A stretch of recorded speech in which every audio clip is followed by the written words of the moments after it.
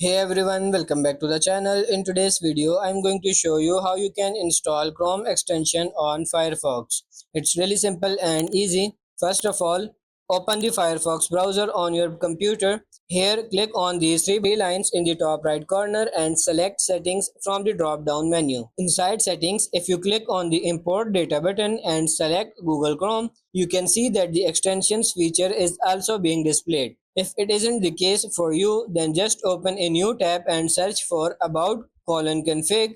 Now accept the terms and click on the continue button. Inside the search bar, type in the following command and make sure it is set to true. Simply double click on it to change the value and then get back to the settings tab. Once you enable it, the extensions feature will start appearing in the import menu. This method allows you to install Chrome extensions on Firefox by importing them from Chrome. So that's basically it. So that's pretty much it for this video. That's how to install Chrome extension on Firefox. I hope this video was helpful. If it is, like it and subscribe to the channel. Thank you.